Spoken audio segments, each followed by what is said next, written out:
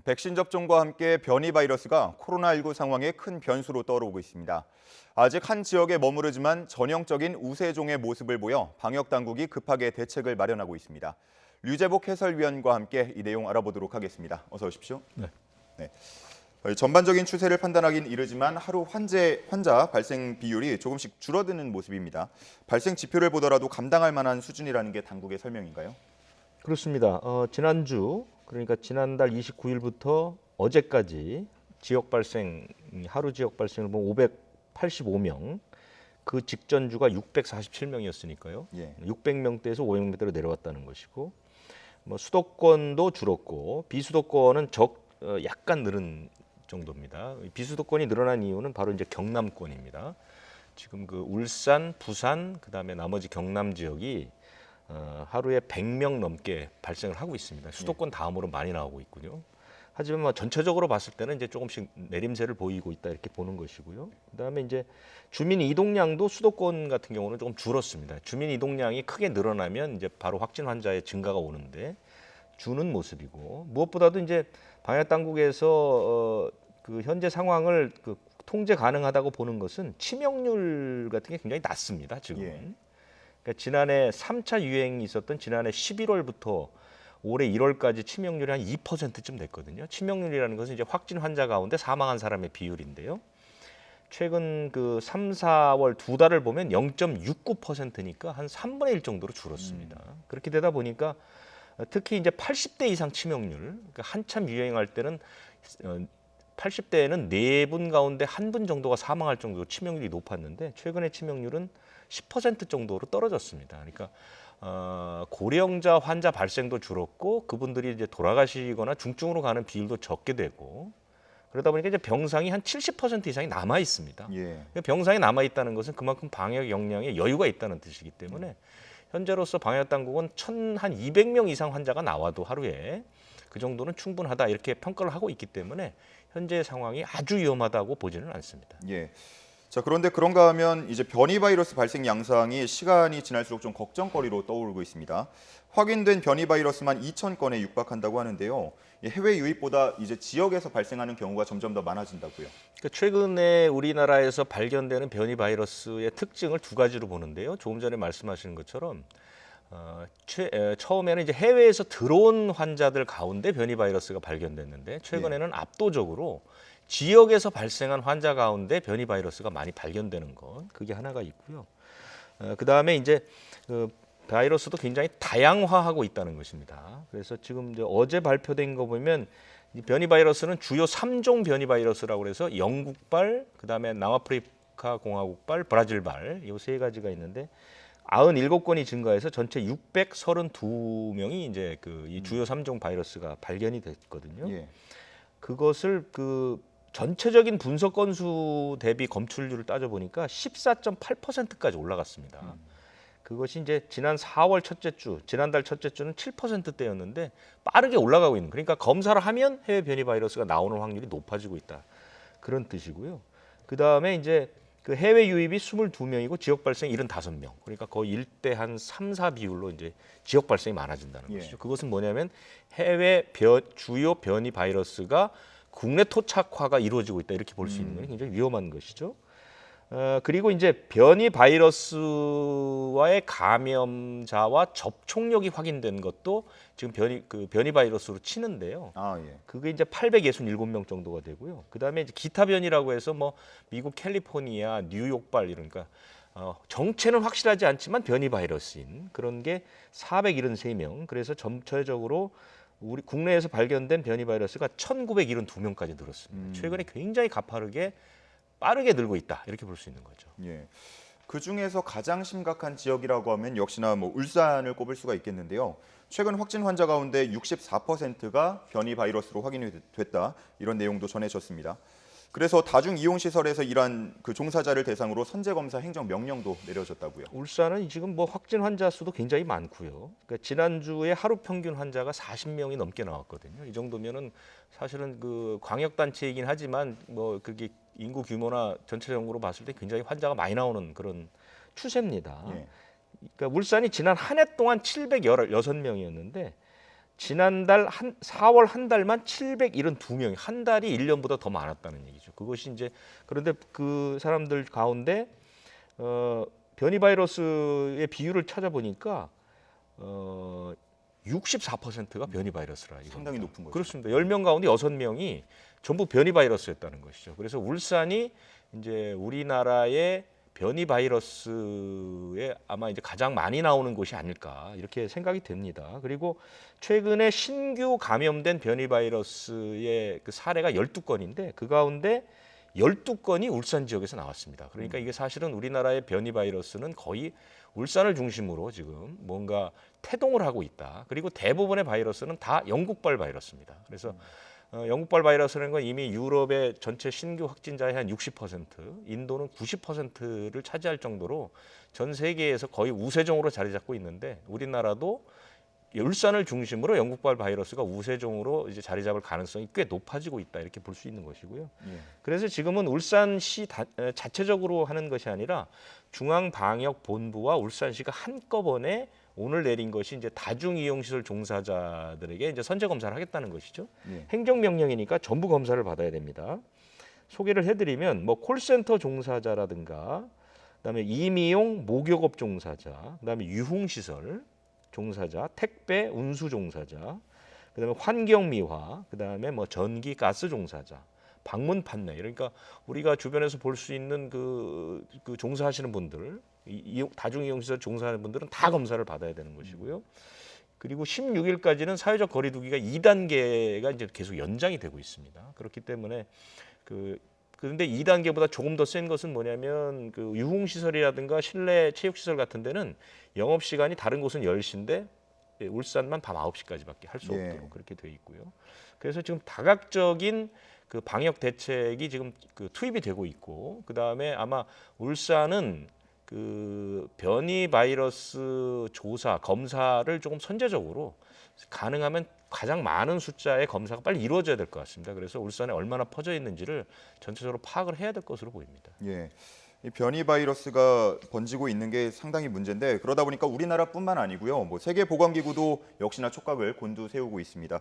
앞서서 3종 바이러스 말씀을 또 해주셨는데 눈여겨보는 변이 바이러스가 총 10종이고 이 가운데 3종은 매우 걱정스럽다 이런 평가가 나옵니다. 네, 우리나라에서는 이제 주요 3종 변이 바이러스라고 그래서 말씀드린 것처럼 이제 영국발이 있고 남아프리카 공화국발, 브라질발 예. 이 세 가지를 그 세계보건기구는 우려 단계 3종 이렇게 꼽았습니다. 그러니까 세계보건기구가 꼽은 10종 바이러스 가운데 이제 관심 단계가 7종이고요. 그것은 우리로 따지면 기타 변이 바이러스가 됩니다.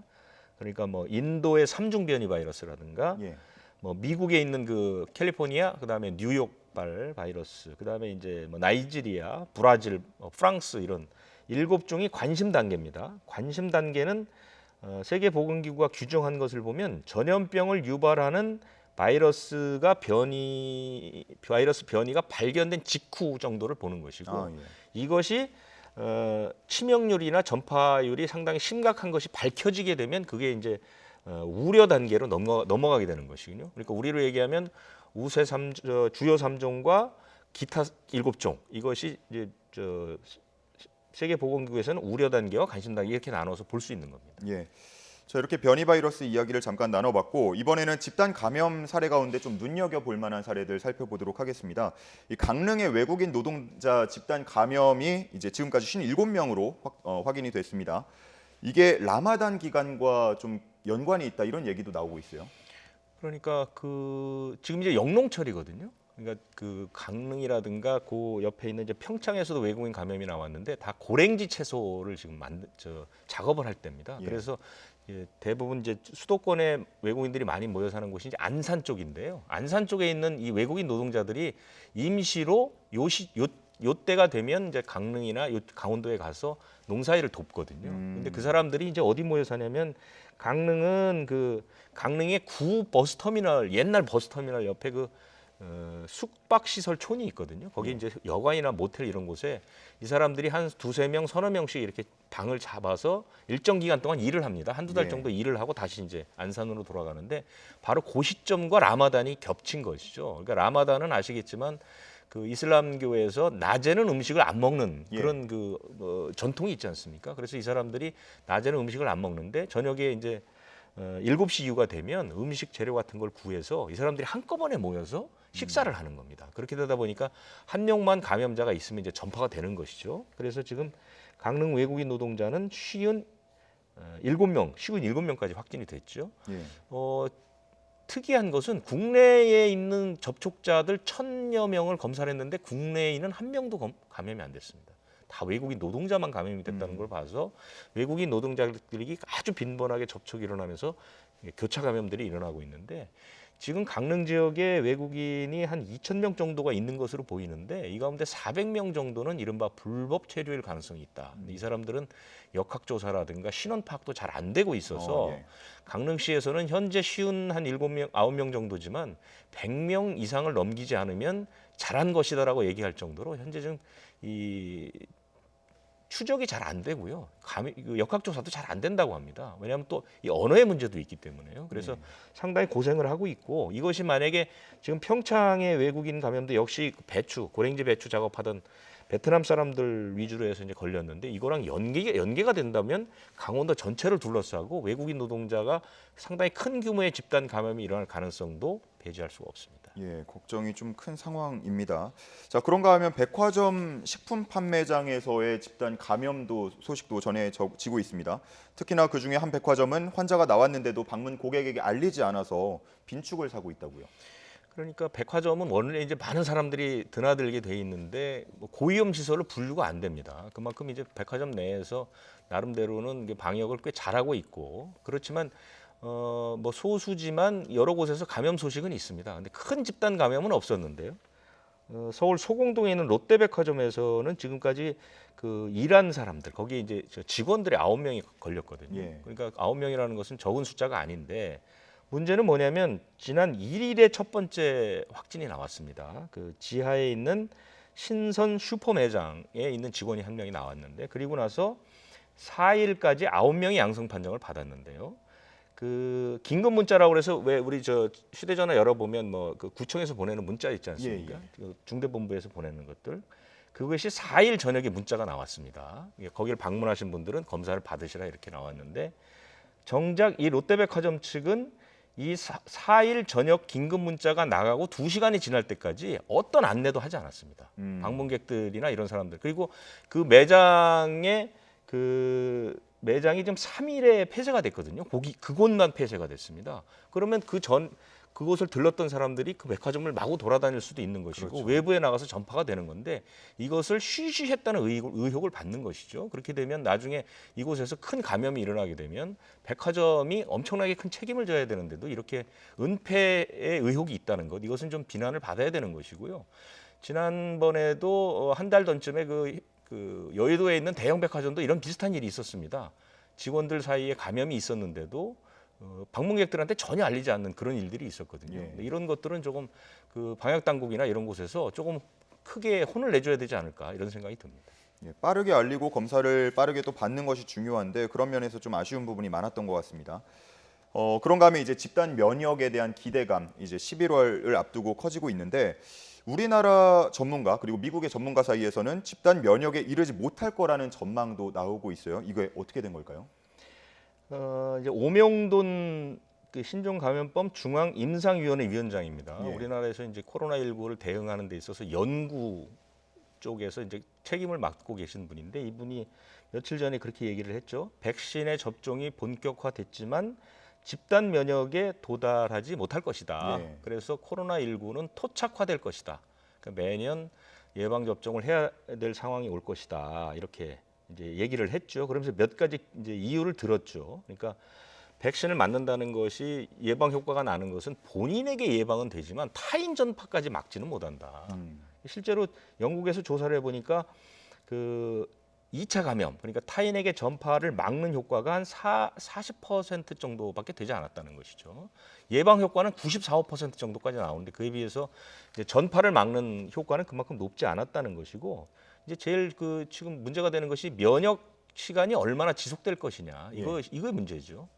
현재까지 나온 그 임상 결과를 보면 6개월 정도까지는 면역이 되는 것으로 돼 있는데 그 후가 안 된다면 6개월에 한 번씩 예방 주사를 맞아야 된다는 얘기가 되니까요. 뭐 이런 이유들을 들어서 집단 면역 도달이 좀 어려울 것이다 이렇게 얘기를 했고 미국도 마찬가지입니다. 미국도 통제 관리 가능한 위협 정도가 될 것이다. 그러니까 완전히 사라지지는 않을 것이다. 이런 이제 전문가들의 잇따른 얘기가 나왔거든요. 예. 그래서 이제 국내에서도 마찬가지고 그러면 예방 주사 맞는 게 소용없는 거 아니냐. 뭐 이런 얘기까지. 왜냐면 어차피 집단 면역도 안 된다면서 이런 얘기들이 나왔는데 그것은 이제 쉽게 예를 들면 군대와 경찰의 역할을 보면 됩니다. 그러니까 군대라는 것은 상대 적을 완전히 토벌하는 게 목적이죠. 그죠? 예. 퇴치가 목적입니다. 하지만 경찰은 뭐냐면 범죄의 발생을 최소화하거나 발생했을 때 이른 시일 내에 그 발생 범인을 잡아서 상태를 안정화시키는 것이죠.